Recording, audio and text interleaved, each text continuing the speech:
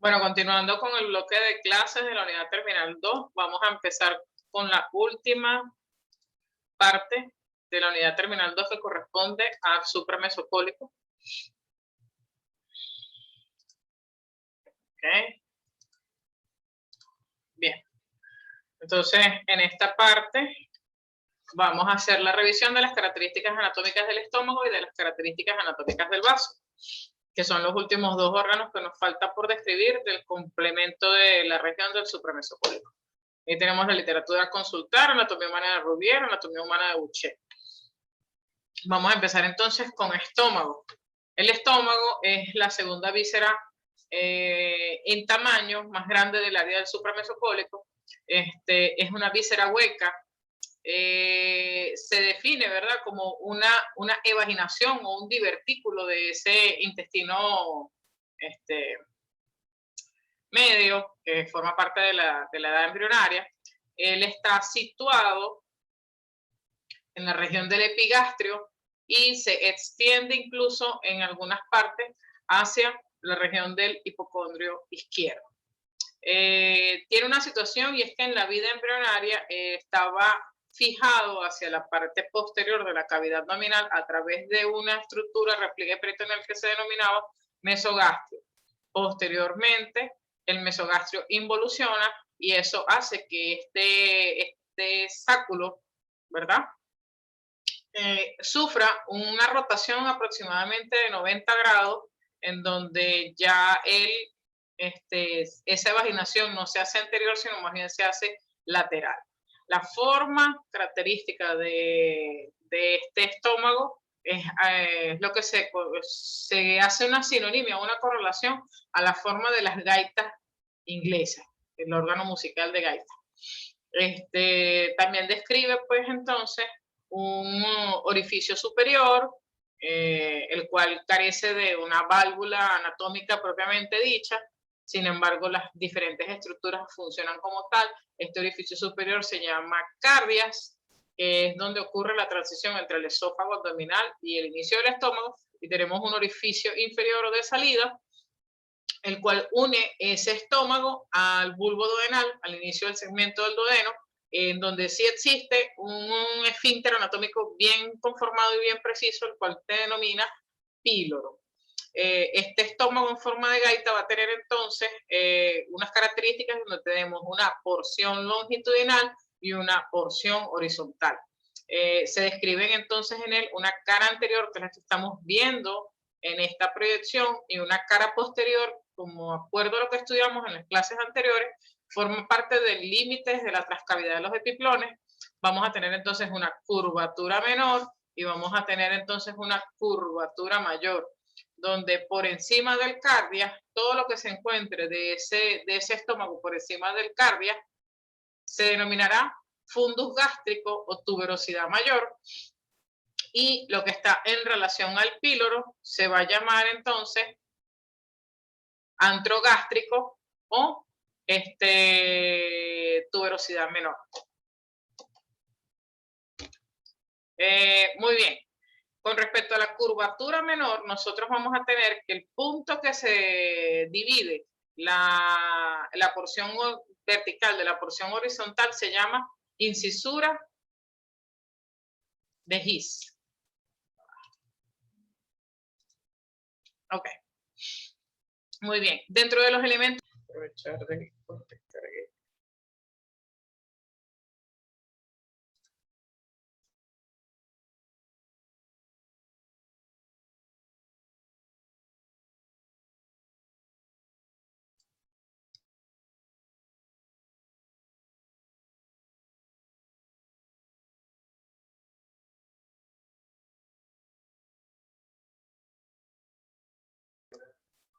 Ok. Bien, continuamos entonces. Dentro de los elementos de fijación del estómago, entonces nosotros vamos a conseguir el epiplón menor o epiplón gastrohepático, que tiene sus tres partes que ya se identificaron en clases previas. El epiplón mayor, tenemos el epiplón gastroesplénico.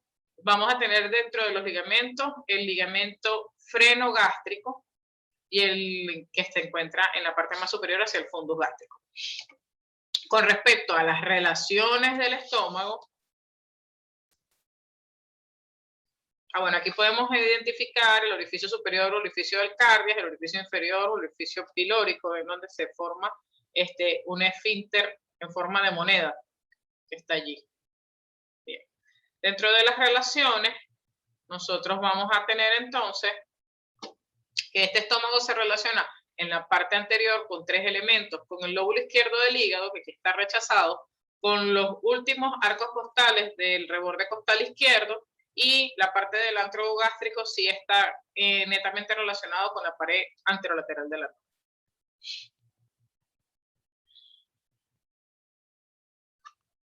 Son las relaciones anteriores: lóbulo izquierdo del hígado, reborde costal inferior izquierdo, pared abdominal. Dentro de las relaciones en su cara posterior, nosotros vamos a tener entonces el vaso de superior a inferior, la glándula suprarrenal izquierda, el riñón izquierdo, el cuerpo y la cola del páncreas y la raíz del mesocolon transverso. Desde el punto de vista de la vascularización, entonces el estómago va a tener un esquema de irrigación en función a su curvatura. Describimos inicialmente que tenemos una curvatura menor y una curvatura mayor. Cada una de estas curvaturas va a describir un círculo arterial a cada curvatura. Entonces debemos regresarnos hacia el tronco celíaco y entonces va a salir o va a emerger una arteria que se hace ascendente y que posteriormente va a describir la mitad izquierda de ese círculo, de esa curvatura menor. Esta arteria es la que se conoce como la arteria coronaria estomáquica.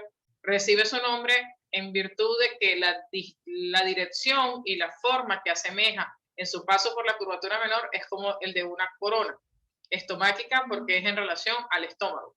Esa arteria coronaria estomáquica me va a dar una rama dirigida hacia el cardia y hacia el esófago abdominal, la cual se conoce como arteria cardioesófago tuberositaria. Algunos libros describen que una vez que da la arteria cardioesófago tuberositaria anterior, entonces cambia la denominación de esta arteria coronaria estomáquica por arteria gástrica izquierda. Sin embargo, posterior a esto, esta arteria gástrica izquierda entonces va a dar una serie de vasos rectos que van a ir desde el número de 8 a 14 aproximadamente, y van a ir desde el borde de la curvatura menor hacia la mitad de la cara anterior de este estómago. Si seguimos por acá, entonces regresamos nuevamente a nuestro tronco celíaco y entonces la arteria hepática común se va a dividir en arteria gastroduodenal y en arteria hepática propia, y es sobre el borde anterior, la cara anterior de esta arteria hepática propia, que sale una arteria que desciende y se hace anterior, denominada arteria pilórica de Mayo o arteria gástrica derecha. Esta arteria gástrica derecha o pilórica de Mayo se anastomosará entonces con su homónima izquierda, y la anastomosis ocurre alrededor del punto de la incisura de Higgs, que es donde cambia la transición de la porción horizontal, de la porción vertical con la porción horizontal del estómago, y esa anastomosis ocurre en las caras posteriores de esta curvatura. Ahora bien, con respecto a la curvatura mayor, ¿verdad? Entonces, esta estructura vascular que aquí se está dibujando de manera punteada porque se encuentra posterior al estómago, es la segunda arteria en calibre con mayor diámetro, que es la arteria esplénica. Esta arteria esplénica discurre entonces por la cara dorsal del cuerpo y de la cola del páncreas, y ella me va a brindar una rama, que es la rama cardioesófago tuberositaria posterior, y además de eso va a brindar una serie de ramas que se denominarán vasos cortos, que se dirigirán a la irrigación de la cara posterior de este estómago.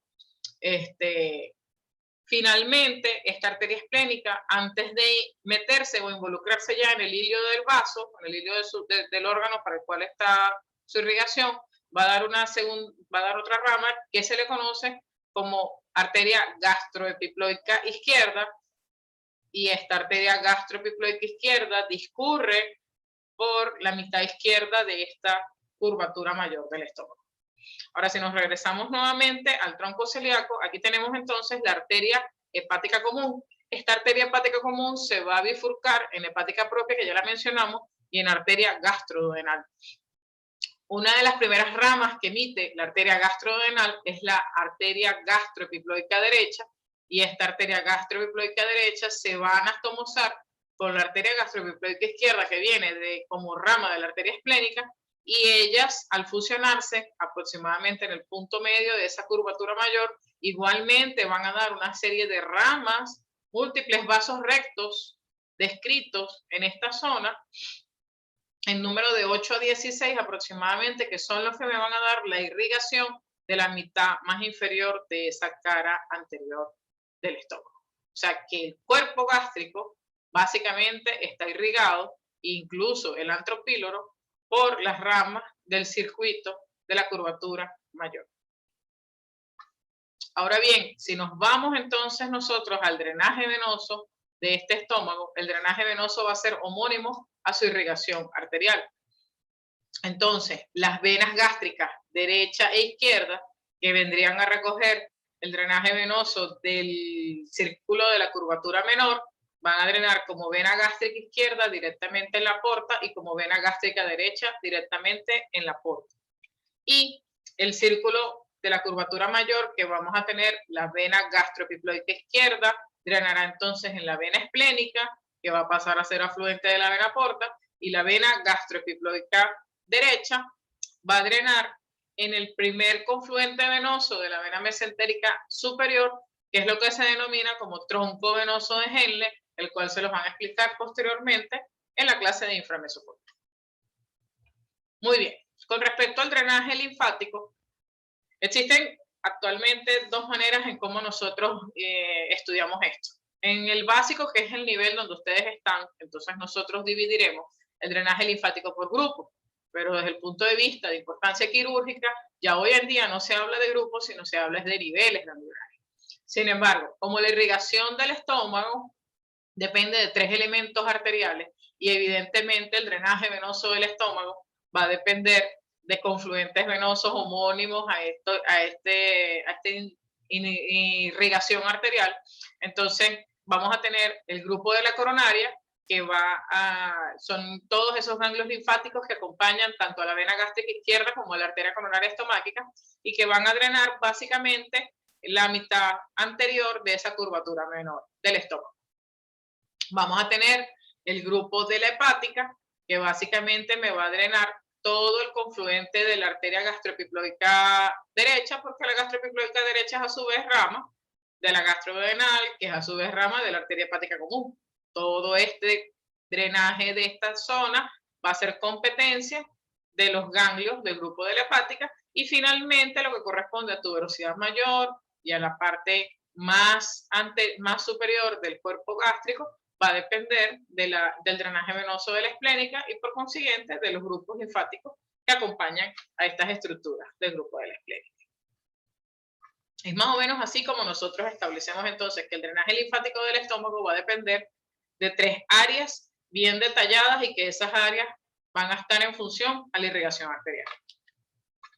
Bien, habíamos conversado entonces que la inervación de las vísceras de la cavidad abdominal dependen de una inervación que es autónoma, es una inervación vegetativa, que va a tener un componente simpático y parasimpático, y habíamos conversado cuando hablamos de hígado y de vías biliares que el mismo dependía del plexo solar. Aquí están identificados algunos de los ganglios de ese plexo solar. Entonces, dentro de las aferencias del plexo solar, nosotros vamos a tener los nervios ciliares o gástricos, nervio principal anterior y principal posterior, y vamos a tener el nervio de la Target, que el nervio de la Target es una de las ramas terminales del tronco vagal anterior. La inervación autonómica simpática va a depender de las ramas y las eferencias del plexo solar, y la inervación parasimpática va a depender de las ramas y de las aferencias del tronco vagal anterior. El tronco vagal anterior no es más que el tronco vagal izquierdo, que se vuelve anterior en un giro de 90 grados en el momento de que el tronco vagal pasa ese hiato diafragmático y entonces se vuelve anterior al esófago abdominal, y es aquí donde entonces va a presentar múltiples divisiones formando los nervios principales anteriores y posteriores a la curvatura menor, y finalmente lo que inerva el antro gástrico, que es el nervio largo de la Target, que es el nervio que participa en la señalización con respecto a la parte nerviosa de cómo esa área del antro gástrico que produce, pues entonces aumentará la estimulación de la producción del ácido clorhídrico. Todas esas cosas ustedes las van a ir aprendiendo a lo largo de su básico cuando empiecen a ver fisiología gastrointestinal. Muy bien. Con respecto al vaso, entonces nosotros vamos a tener que el vaso es la segunda víscera maciza que se encuentra en el apartado del el área del supramesocólico. El vaso de splenium, que es una raíz griega, está ubicado principalmente en la región del hipocondrio izquierdo. Va a tener entonces la característica de una habichuela, algo más o menos parecido a las formas también del riñón. Va a tener entonces una cara visceral. Esta cara visceral va a tener unas impresiones preiliares y retroiliares.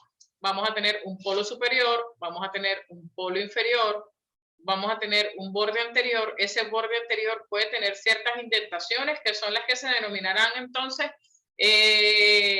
indentaciones como las lobulaciones fetales. Puede estar liso, pueden tener lobulaciones en esta zona. Incluso se describe que pueden haber más de un vaso y pueden haber vasos accesorios que se pueden conseguir en la cavidad abdominal en relación al polo inferior del mismo, dirigiéndose hacia la cicatriz umbilical. Otra de las situaciones o de las generalidades está revestido de peritoneo. Como elementos de fijación tiene, su principal elemento de fijación es el pedículo esplénico, que está constituido por la arteria y la vena esplénica. Sin embargo, también tiene otros medios de fijación. Tendremos entonces el ligamento frenoesplénico, que une el diafragma al polo superior del vaso. Vamos a tener el ligamento esplenocólico, que une el polo inferior del vaso a la flexura cólica izquierda. Y recuerden que tenemos el ligamento pancreático esplénico, el epiplón pancreático esplénico y el epiplón gastroesplénico. Entonces tenemos 3 ligamentos, 2 epiplones, y además de eso podemos removerlos todos, pero su principal medio de fijación, al igual que en el hígado, en este caso será el pedículo esplénico.